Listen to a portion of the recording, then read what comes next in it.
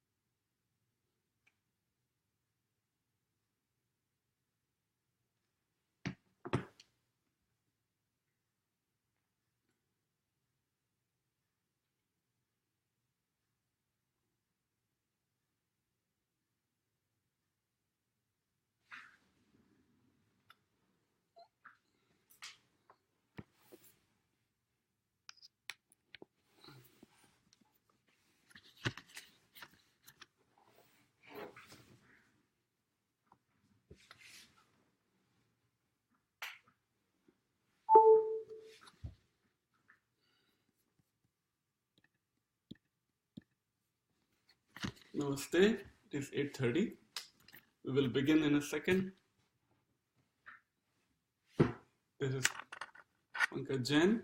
We will discuss about Dharma and Ecology, my first book, in a second.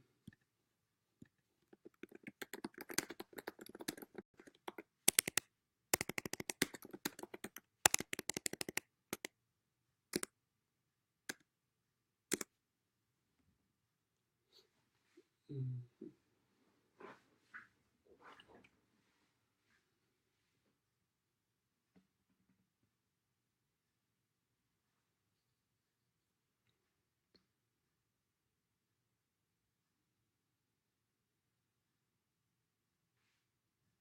8:30 now.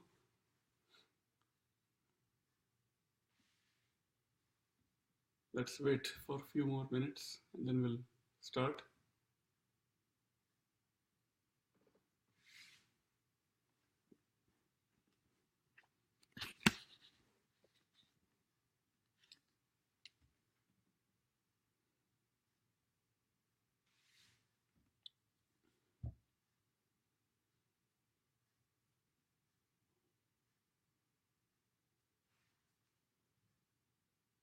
Must be very warm there in India. July just started. Pretty warm here in Texas as well now.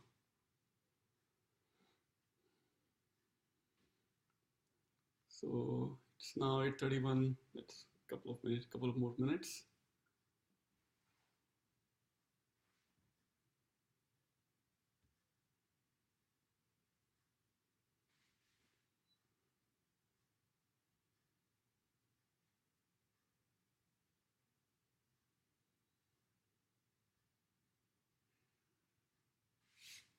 Okay, Dimpleji is telling me it's raining there back in Delhi, I think. Are you in Delhi, Dimpleji?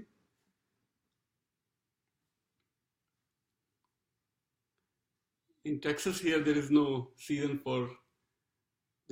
season for rain really. So it's pretty warm and then it starts raining. And so it's really back and forth here in Texas.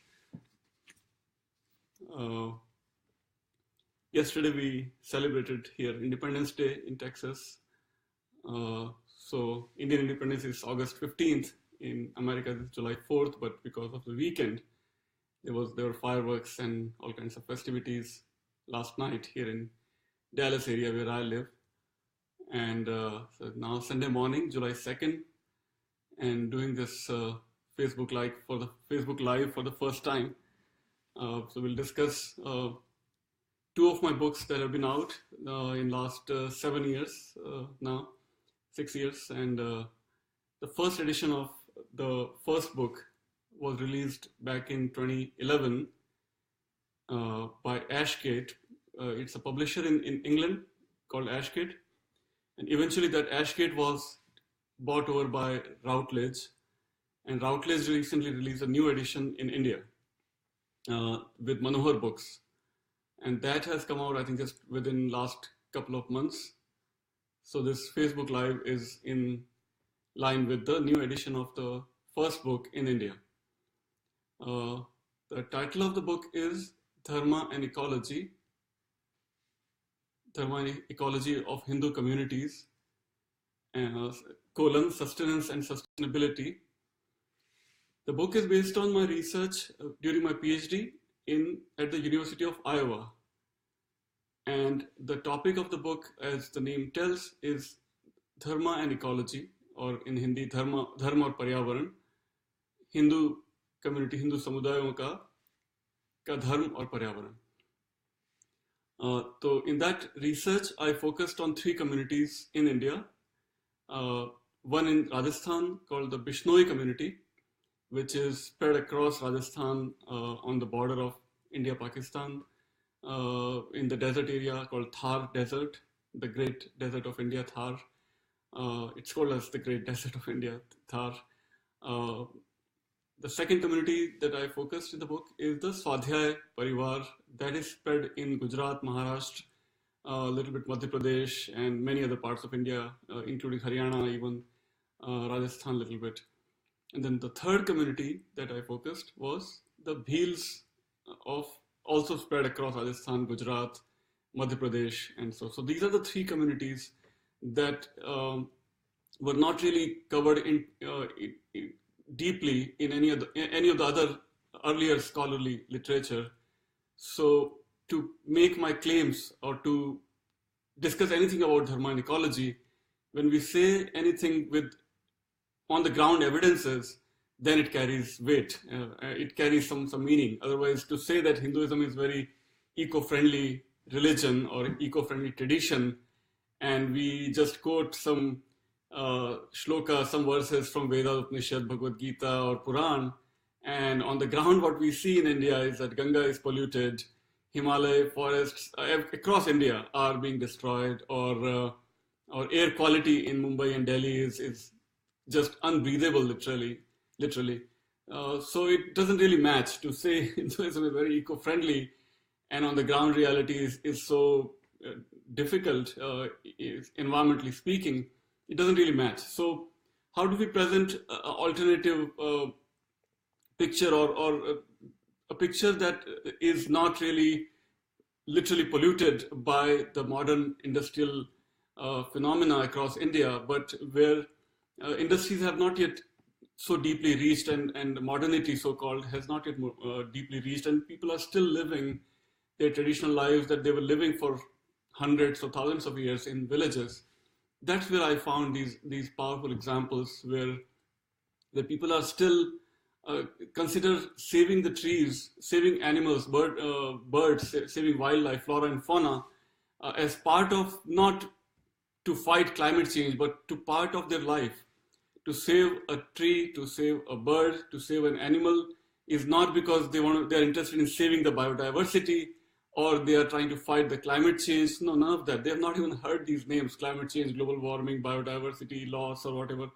They do it just because it's part of their tradition, it's part of their religious teachings by their guru, or it's part of their life. It's their way of life, literally. It's just who they are, how they live their life, and that's doing these things for the so-called for the environment is not for the environment, but for the dharma, for their life.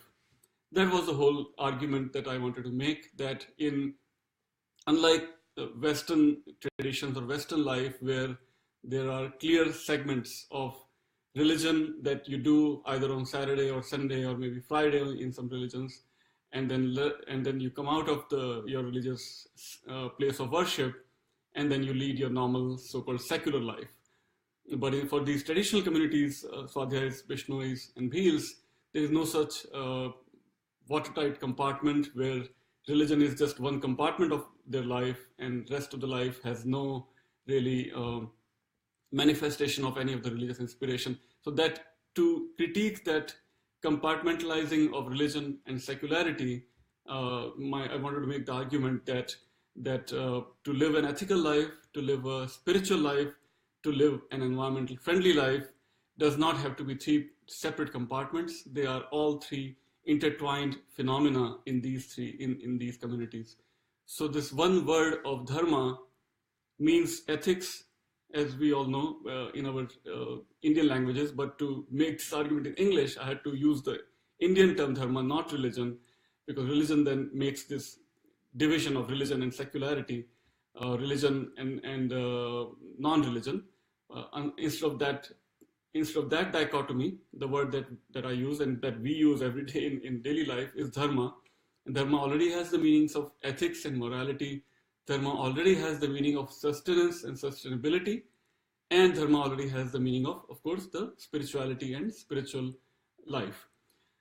Now, dharma and spirituality is pretty obvious to all of us. We know that dharma is what we do in temples or what we do in pilgrimage, or dharma as we do in fasting. That's all part of dharma. We also know that dharma does include morality and ethics. So satya and truth and asteya or non-stealing and so many other things that are usually called as morality or ethics are part of dharma. That also makes sense to us, I think. But dharma as sustainability or dharma as sustenance, that may not be that obvious. So just to summarize what I said so far, dharma has three meanings and all three are intertwined. Dharma is religion, dharma is ethics, and dharma is sustainability. Spiritual life, ethical life, and environmental friendly life. All three can be based on this one word, dharma. So dharma as spirituality already makes sense. Dharma as ethics does make sense. But dharma as sustainability or sustenance may not be that obvious. So how does that work? How did I conclude that? So to explain that, we just need to go to the root of the word dharma. Dharma comes from the root, as I think many of us also know, from the root dhri. Dhri means to sustain. Dharma comes from the Sanskrit root dhri, which means to sustain. Now, sustain obviously makes connection with sustainability and sustenance. So, dharma, what is it trying to sustain? When we say dharma comes from the root dhri, what exactly is trying to sustain? Dharma sustains all the phenomena in the cosmic world. All the planets and sun and stars and everything is sustained by their dharma. Dharma of the sun, dharma of the earth, dharma of the fire, dharma of the water, dharma of the trees. So every entity in the cosmos, in the universe, is sustained by dharma, right? So that's the sustainability of the planets and the cosmic entities. But dharma also means that which sustains life on our planet where we live. So human affairs are also sustained by dharma, dharma of the human beings. Manushya dharma, Surya dharma, Agni dharma, Vriksha dharma, and so on. So that's how dharma contains the roots of the word sustainability and sustenance. So this connection, for the first time, you find this connection in my book, Dharma and Ecology. That's why the title is Dharma and Ecology. So it can be read as Dharma and Ecology of the Hindu communities. So both are intertwined. Or we can say Dharma and Ecology of Hindu communities. So I'm describing all these things in a very intertwined way in the book. And I start with the critique of the existing literature that says some of the articles and books that I critique, they say that because of the modern problems in Ganga and Himalaya and forests and the air quality in Mumbai and Delhi, for example, Dharma is actually anti-environment. There were some books written in the late 90s, some articles and books which said those kind of things. So in my early chapter in my book, I critique that literature and I say that, so argument that they make is that because especially Advait Vedanta says that Brahma Satyam and Jagat Mithya, right, in Advait Vedanta. So from that they extended and made the argument that because Advait Vedanta says that only Brahm is Satyam and Jagat is Mithya, so Hinduism doesn't even care if the world is going to hell, if the air quality is becoming polluted, and so on, if water is becoming more polluted. Hindus have no concern with that because this is all illusion and false anyway. So Hinduism can never be environmental friendly. That was one kind of an argument made by other scholars. So in initial few chapters, I critique the existing literature. Then I go on to my own research, and then I make my claims based on the observation that I saw on the ground. I went to these villages in Rajasthan and Gujarat, where Bishnois live, where Bhils live, where Swadhyayis live, and based on those on the ground, what are called as objective and objective observations. Based on those observations, I made my conclusions. And then after completing these three chapters on Bishnois, one chapter, Swadhyaya is one chapter, Bhils one chapter, I write another chapter focusing only on Dharma. Dharma as environmental ethos of Indian communities, Hindu communities, and then finally conclusion and how Dharma is different from religion and how Dharma does work for these communities and Dharma can work for other communities also in India, where these values have to be re-inspired, rejuvenated for all of the rest of the Hindu communities across Mumbai and Delhi and Varanasi, and it can still protect and save Ganga and forests and so on. So that's kind of summary of my first book, and I'm happy to take your questions. You can type in the comments. I see a lot of people have joined, and would love to take more of questions. I'll read the question that you type here, and then I'll respond. So that was the first book. Again, I completed my PhD from University of Iowa, where I started back in 2004, more than 10 years, or more than a decade now, where I was looking for a topic to start writing my dissertation, and I was experimenting with different fields, linguistics and psychology, and of course religious studies, where my department was based. And many film studies. I even experimented with all those things, and then all those departments and disciplines. And then I thought that I should choose a topic that is relevant with contemporary problems, which is environmental studies, environmental ecology, and how spiritual traditions or religious traditions of India can make a contribution and how they can be relevant for modern times. So that's how I concluded that I'll take environmental studies as my research topic.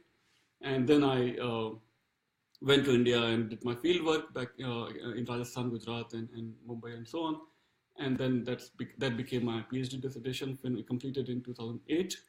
Published the book in late 2010, 2011 with Ashgate, and now just this year in 2017, Routledge, which has acquired Ashgate, has come up with a new edition in India, which is available from manoharbooks.com. So that has just come in India just this year. So we are doing this Facebook Live, kind of relaunching my first book in India. So in last 6 years that book has been out, I'm very, very happy and blessed and pleased to share that the book has now reached more than 1,000 libraries across the world. There is a website called worldcat.org, which maybe I'll type here, in which if you search this book's title, you'll see that the book is part of now more than 1,000 libraries across the world: Australia, New Zealand, and Africa, Europe, India, of course, and almost all major university libraries in this country, Canada, all across the world. Anywhere, any course that is taught which is on religion and ecology, my book becomes one of the textbooks, which when scholars or anybody teaches any course on religion and ecology, my book becomes the kind of the textbook that focuses on Hinduism and ecology. So because the title is Dharma and Ecology of Hindu Communities, is broad enough. So that's how one small contribution from Dharma and from Hindu side to portray that Hinduism is not just about worshipping the cows, it is about worshipping the cows and worshipping even the snakes in one of the Rajasthan temples. For example, Hinduism does celebrate the spirituality inherent in Himalaya and forests and all the rivers and whatnot. But it is not just rituals, but it is also the ethical values, the worldview that is inbuilt into Dharma that has sustained the spiritual and environmental resources in India for thousands of years. And if given the right opportunity, given the right momentum, given the right importance, Dharma can still work for the rest of the cities that have pollution problems. It is just a matter of going back to Dharma and trying to relive those teachings, and it can work. Let me read a question here from Srinivasi. Question: aren't there enough ideas already on ecological sustainability? What new ideas does Dharma bring that are not already known to the current world? Right. So the question is, what new does Dharma bring to the current world? Let me see here. There is a disconnect between the two in the consciousness of majority Hindus, especially from urban background. For example, they worship and bathe in Ganga, yet polluted without realizing reverence and protection are two aspects of same coin. What is, in your opinion, has caused this disconnect? Yes. Yeah, I think when the limited interpretation of Dharma is taken, which basically takes Dharma only as a ritual, and forgetting or ignoring the three intertwined meanings of Dharma, that's where the problems are happening. For example, if we just go to, let's say, if somebody wants to go to Badrinath or Kedarnath, so they just go, take the car, go to Badrinath, have their darshan, and come back without ever appreciating the surrounding environment, which is beyond words, which is more beautiful than paradise. Kedarnath, if you go on the top, all the way top, and take a look, and if we don't appreciate why those temples were built on mountains, was darshan just one part of the entire journey, or was darshan only the focus? If that's where the right worldview has to be inspired, that the temples happen across on the banks of major rivers, or temples exist on the mountains, probably because our sages, our rishis wanted us to connect with the environment, with the nature. And that's how religion and ecology are intertwined in Indian tradition. That's how we have to kind of relive and remind ourselves that Dharma cannot be separate from ecology. Dharma is ecology, ecology is Dharma. That's what has to be, I think, reignited in our minds, and to save the existing environmental resources that we have in India.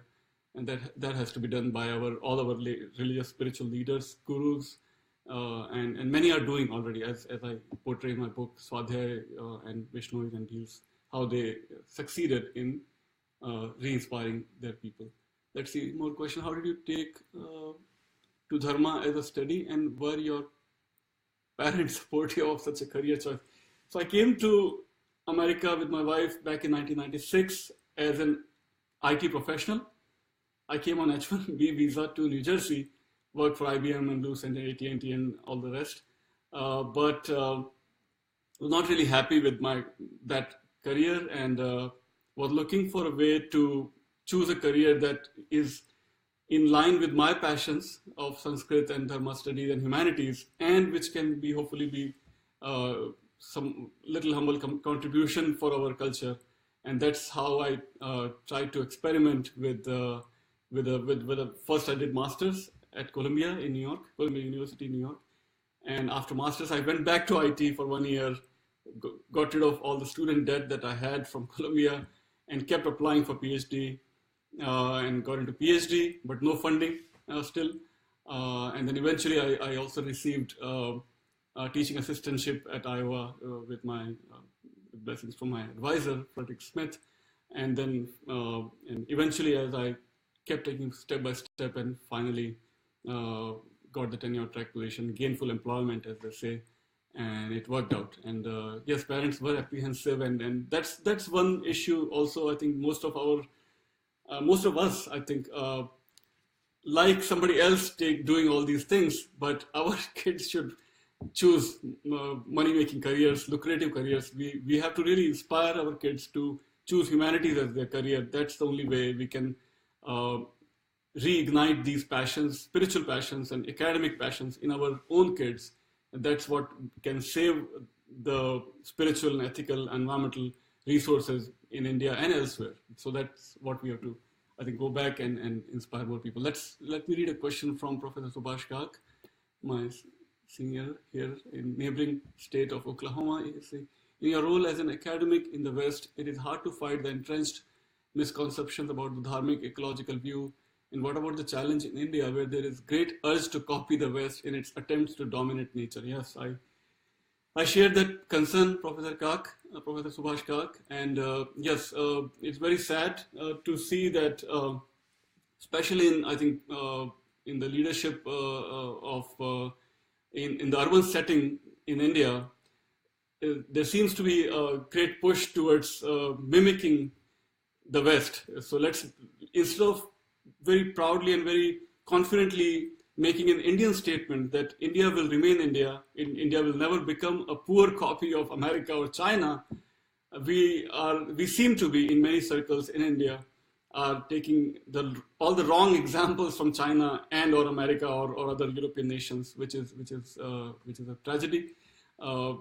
Unless we take up the pride and confidence, and not just false pride and false confidence, but the powerful examples of survival and how people have flourished despite all kinds of problems, how people have flourished and taken the ancient teachings into modern context, which I share in my first book, Swadhyayas and Vishnois and Bheels, how they have taken those traditions and put into the modern context. How Swadhyayas, for example, so Swadhyay founder and the teacher, leader, Guru, Pandurang Shastri Athavlaji Dadaji, he just didn't speak, he just didn't give pravachans on Vedas and Upanishads and Gita, but inspired his followers, his practitioners, Swadhyay practitioners, to build new tree temples. So there is a concept in our tradition called sacred grove. Sacred grove.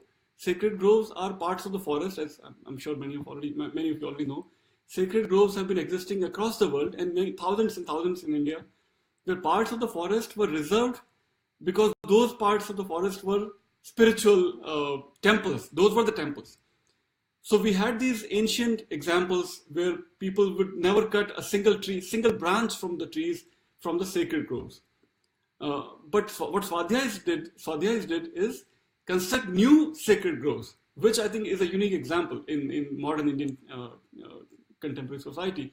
So they have built more than, I believe, 3 dozen new tree temples across Gujarat, where parts of the village land is bought over by the village as a whole, and that land is cultivated by villagers of that village, and whatever fruits or whatever crops that they get from those farms or those orchards, gardens, those products are sold in the market, but not for earning profit. That money is literally revered as Mahalakshmi.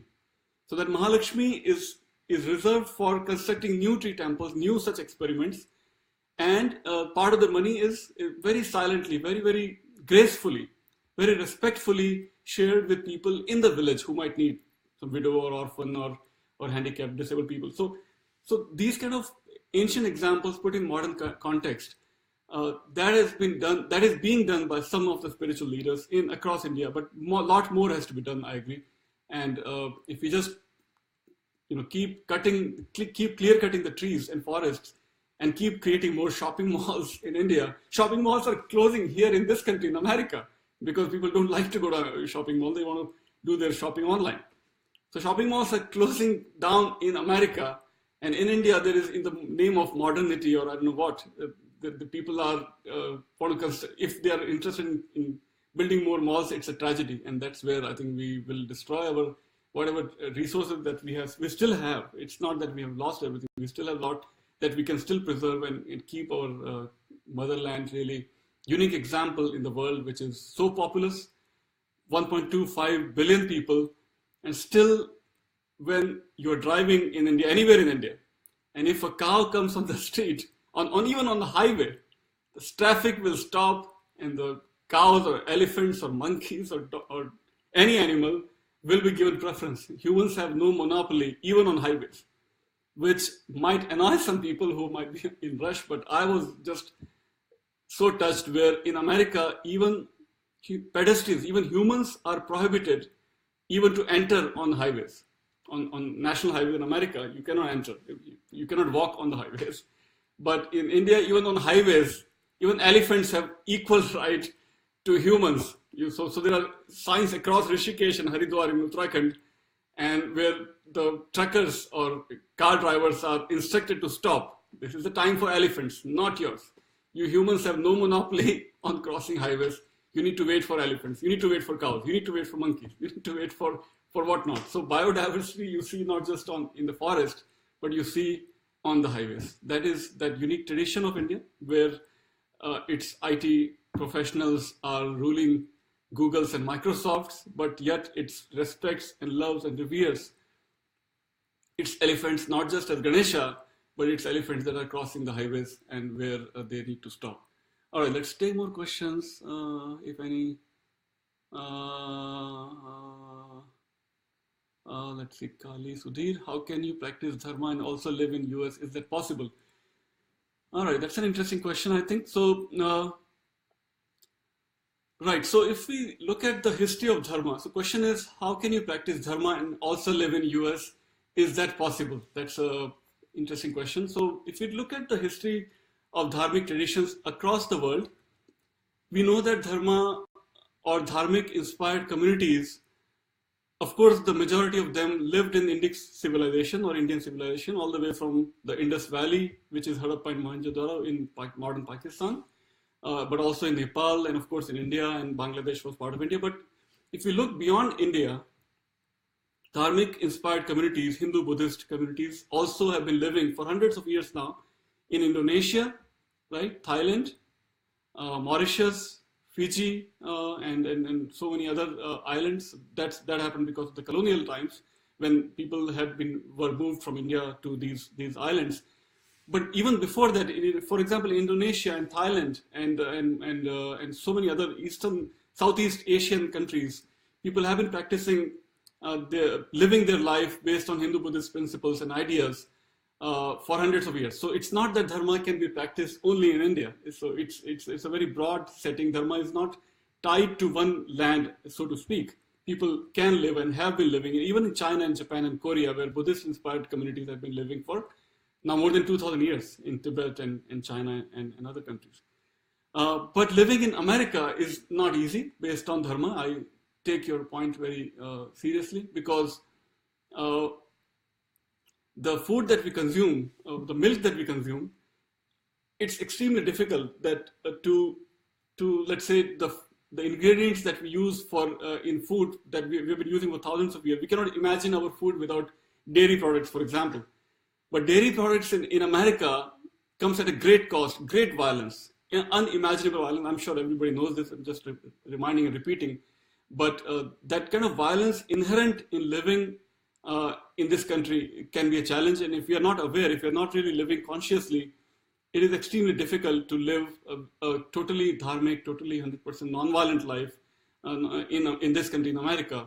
There can be contradiction, and one has to live with more awareness, more alertness, more consciousness to be able to practice Dharma to the spirit and letter of the word Dharma, with all the non-violence and other tradition that we took for granted for thousands of years back in India, because Ayurveda and food were always intertwined. We didn't have to look consciously. Haldi and turmeric and so many other spices were part of our daily food. So here we have to consciously make an effort to make sure that we stick to our Indian diet for the most part in the week, and not, for example, not depend on processed food or outside food.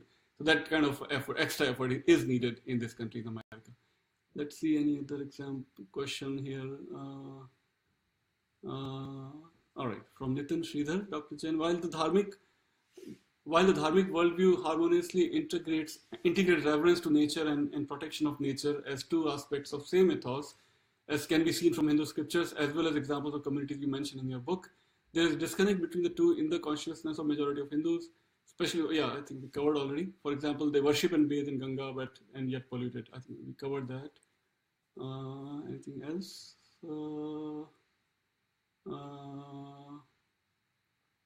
Okay, we are focusing on really on Hinduism, not so much on Jainism. So I'll skip that question on Jainism. Okay, so just to people who might have joined late, I was just summarizing the story of my first book, which came out of my PhD dissertation, which focuses on Swadhyayis and Bishnois and Bhils in western part of India, and how they have been successfully not just protecting and preserving the existing resources, but also even constructing new uh, tree temples that I mentioned, the new sacred farms that they have constructed, new water resources that they have constructed in Gujarat and Maharashtra, and so on. So that's part of my first book that just came out recently in India. The book has already reached more than 1,000 libraries across the world, from Australia to to African countries to American universities. The book has become a prerequisite for anybody who does a course on religion and ecology. My book becomes a textbook. So that's from the Indic contribution to the study of religion and ecology.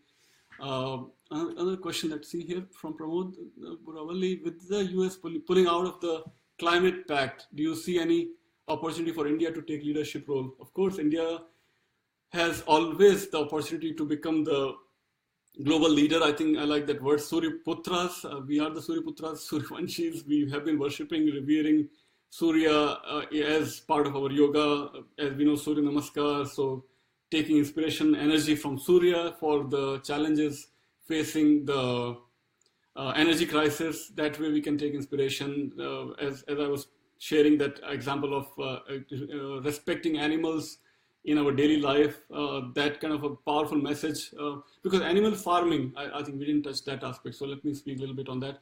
Now, so worshipping animals or protecting, loving animals, revering animals was part of our tradition for thousands of years, right? So we know that we worship an elephant in Ganesha form, right? We have almost all our gods and goddesses, Devi and Devtas, have their animals and birds as their vehicles. Right, we cannot imagine Durga without tiger and so on, right? And Vishnu without Garud. So all our gods and goddesses already had animals and birds and some other forms, but not just in symbolic form, but even in real life. If there's a Karni Mata temple in Rajasthan, my home state.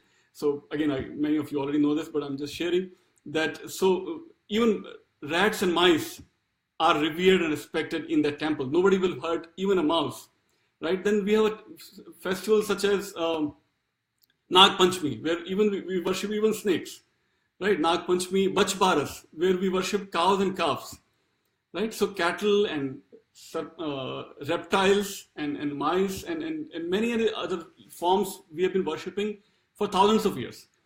So we know that animals are to be protected and respected and revered. But now modern science, right? United Nations funded studies have concluded that one of the biggest, or perhaps the biggest reason for climate change is not the energy choices, it's not the water wastage, but the animal farming. So thousands of acres in Africa and South America, thousands of acres of forests are being destroyed, and those forests are replaced by farms. Those farms grow food for cattle. Those cattle are in turn consumed by humans in the Western Hemisphere for the most part, and Middle Eastern countries.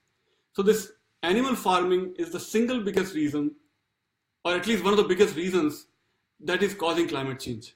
The amount of water that is wasted and consumed in raising animal for humans to consume their beef, that is the single biggest reason for climate change. So that's where I think, going back to Pramod's question, the biggest contribution I think that Hindus can make. Hindus are the biggest number of vegetarians across the world.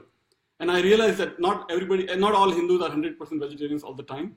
But for the most part, our main diet is dal and roti, dal and chawal. Go to north, south, east, west, rice and roti and dal and sabjiyan, vegetables and fruits. These are our 90% of Hindus depend on that diet. So for the most part, even those Hindus that do take eggs, occasional egg or occasional chicken, but that's their kind of a special delicacy. Not everyday dal roti. Dal roti is our main diet. So we can say that for the most part, Hindus form the biggest number of vegetarians across the world in the history of humankind. So that is our, I think, single biggest contribution in this discussion and debate about climate change. That's where we have to really speak more confidently. If anything that can save the world, it is going back to the food that is based on vegetables and fruits and lentils and grains and so on. One more interesting information that I'm sure many of you already know, but I'm just reminding and sharing again, is that even the way we had our rotis for thousands of years was uniquely Indic, right? So our roti was not just based on gehu, not just based on wheat, but it was based on multigrain, which is now becoming so popular, at least in this country. Multigrain wheat, multigrain flour is very becoming more popular. But in Himalayas, where I went back for my second book, research for my second book, I found that jowar and jaw and bajra and makka all are still being mixed. And that's how they make the roti, and that's the roti that they eat every day without using the word multigrain. So those are the powerful living traditions of India that have sustained the farms for thousands of years, that have sustained the life for thousands of years. So all those ideas are uniquely Indic, and that have to be shared more powerfully, more proudly, more profoundly by all of us, right? Not just scholars and not just professional academicians, but everyday Indian, when they are avoiding meat and avoiding egg and avoiding single grain of wheat and choosing multigrain, choosing vegetables, choosing fruits, we are making a statement. We are doing our part already to be more climate conscious, more nature conscious, and so on. So those are, I think, very inspiring and very educational message that every Hindu, every Indian can make, whoever is choosing vegetarian, not just out of fashion, but out of their conscious dharmic life in everyday life. That is, I think, the statement that we can make. Let's take one more question here from Anish Gokhale.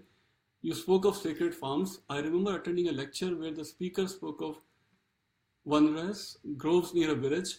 So sacred groves have different names in different languages across India. It's not just as some Western scholars say, that the Sanskrit or Brahmanistic or Brahmanic value. So sacred grove is not just what Brahmins preached in Upanishads, but sacred grove has a Tamil word, has a Kannada word, has a Rajasthani word, has a Uttarakhand Kumaon word and Gadwali word. Every language has a different word for sacred grove. So it's not just a Sanskrit concept. So the question is, these were regarded as sacred, had many practical uses, prevented erosion, provided firewood, etc.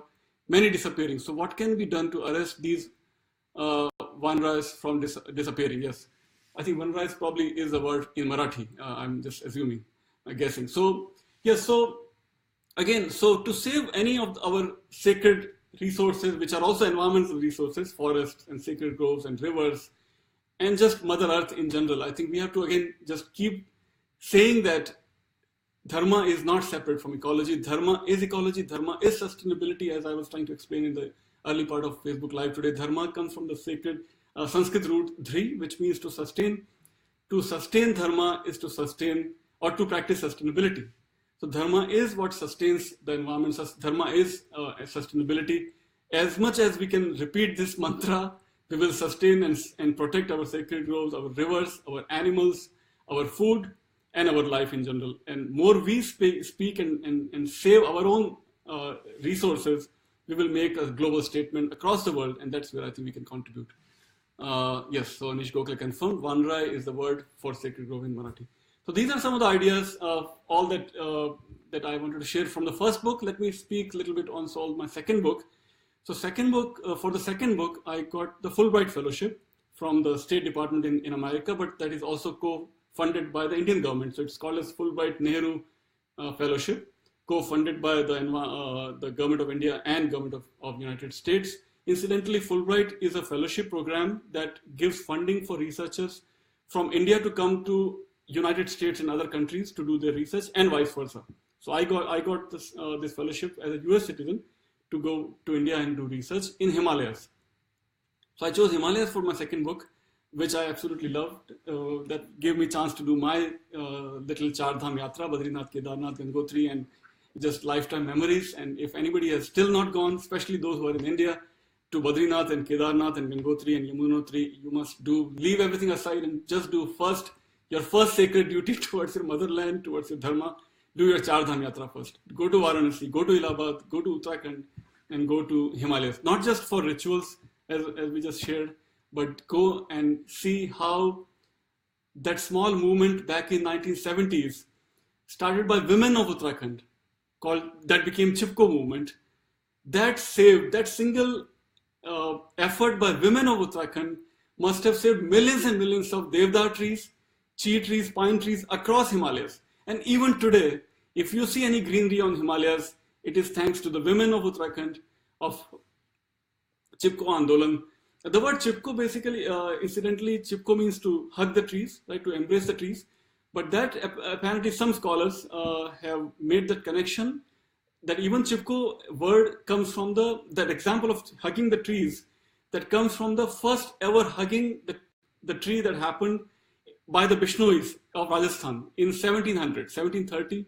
There was an incident where the emperor of Jodhpur needed some firewood, and he sends his soldiers to the village of Bishnois, because he knew, or probably soldiers knew, that if they can get any firewood, it would be the Bishnoi villages. Otherwise, in desert, you cannot get any firewood, right, because of the desert. But when they go to the Bishnoi village, the women of Bishnois, Amrita Devi, the name that comes in the Bishnoi poetry and Bishnoi literature, Amrita Devi literally hugs her tree, Khejri tree, Rajasthan, and she saves that tree, but she is killed. And with her, more than 300 people are killed by the soldiers of Jodhpur emperor. And so that was the first incidence where somebody literally hugged their tree.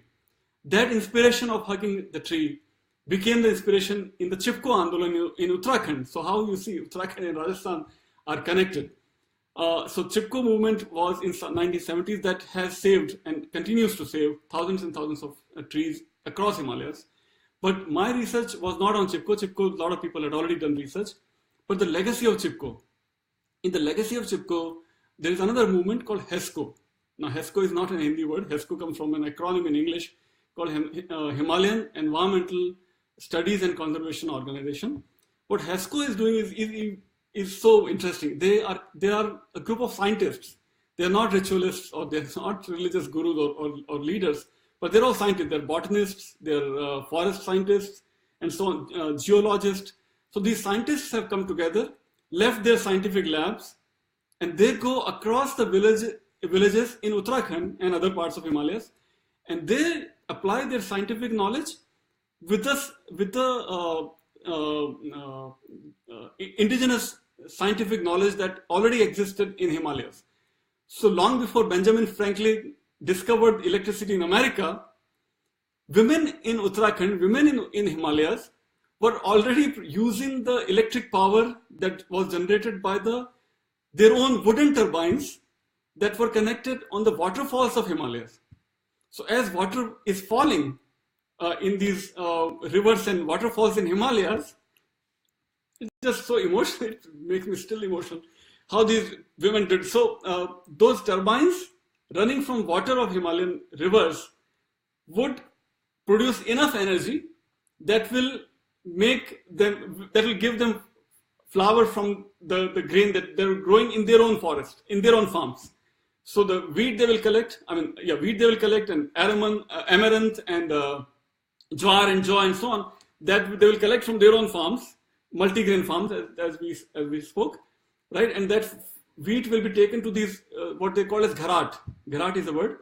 So these wooden turbines connected to the water of these rivers and waterfalls would produce this enough energy that they can get the flour from this. So this scientific tradition that existed in Himalayan villages that were sort of dying out because of the colonial practices where so-called in the name of modernity and Western science, these ancient wisdom was being lost and getting destroyed. So HESCO people, they went to these thousands of villages across Himalayas and revived these gharats.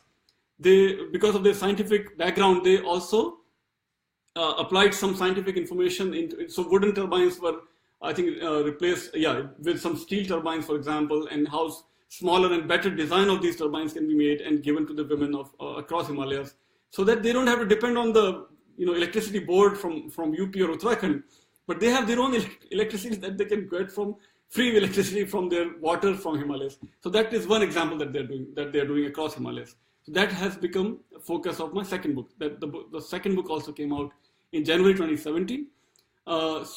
Producing electricity, recharging the Himalayan rivers. So here BARC, we know Bhabha Atomic Research Center in Mumbai. Scientists of BARC joined hands with scientists of HESCO in Uttarakhand, and they use the isotope technology, nuclear technology, to find the origin of a waterfall. How do you recharge a river?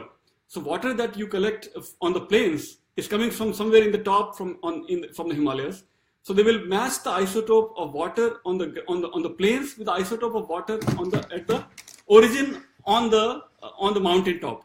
So wherever that isotope matches, that part of the origin will be recharged, and they will construct a small check dam and so on to save the water enough for the entire season, so that water keeps coming for the entire year. So that kind of recharging of rivers is being done by HESCO scientists, HESCO people across Himalayas again, and many other things. And they revive traditional farming, for example, to do some experiments, seeds, to save the seeds, experiments with the seeds, and give those seeds that might be endangered. So collect those seeds and distribute across the villages in Uttarakhand and across the Himalayas, and to revive the traditional farming. That is another effort that HESCO scientists are doing. So all those experiments I saw firsthand in hundreds of villages across Uttarakhand. I went to almost every district in Uttarakhand: Kumaon, Almora, Nainital, in Garhwal, Badrinath, Kedarnath, and so on. Other thing that they're doing is, so what was happening was in Badrinath, for example, and Gangotri, the prasad that has been given to the devotees, so anybody who goes for darshan to Badrinath, the prasad will come from cities, thousands of miles far from the villages of Badrinath. So what HESCO did is to revive the village resources. So forests in Himalayas are already producing a lot of fruits, but those fruits were going wasted.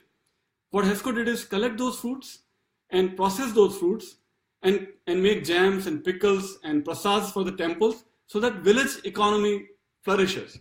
And that prasad can be given to processed fruits can be given as prasads to the devotees that are coming to Badrinath, Kedarnath, Gangotri, and so on. So that's another project that HESCO is doing successfully. At Vaishno Devi also in Himachal Pradesh, for example. So those are the examples those are the effort that HESCO is doing. So that became one of the focus in my second book. Other chapter that I have also in second book is from Punjab.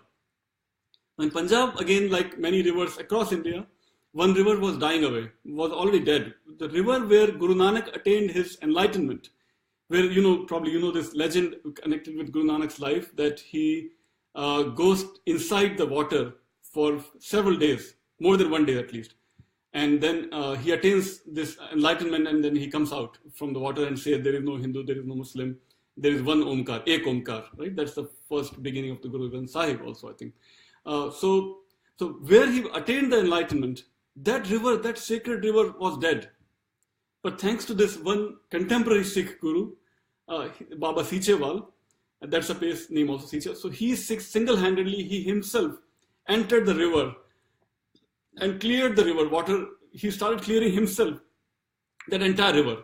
And with his example, with his being the role model, thousands of his followers also joined him, and they cleared the entire river, the river called Kali Bain near Shahkot in Punjab, near after Ludhiana. So I went there also and met that Baba Sichewal. He took us in a boat ride with my friend Gaurav, and we both sat in that boat and took that boat ride, and we were so impressed, so inspired to see absolutely clear water that single-handedly cleared, where government efforts fail, where so-called NGO efforts fail, spiritual gurus, by their role model, by their inspiration, they inspired his hundreds of followers, and together they cleaned this entire river. So that's also one of the chapters in my second book.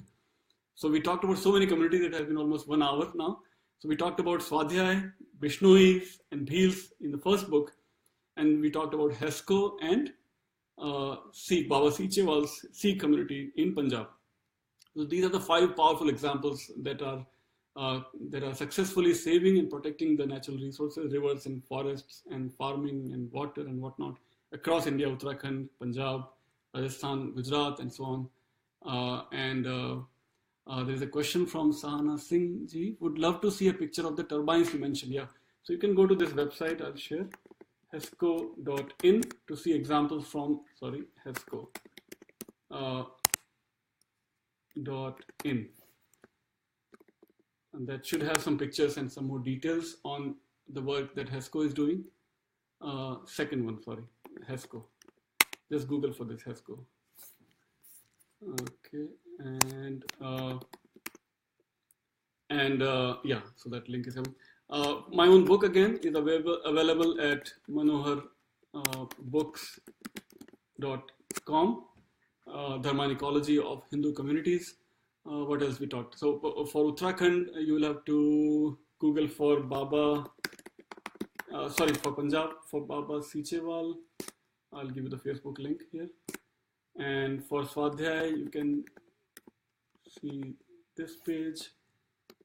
Or of course my own book. Or on Vishnuis, you can Google for Vishnui.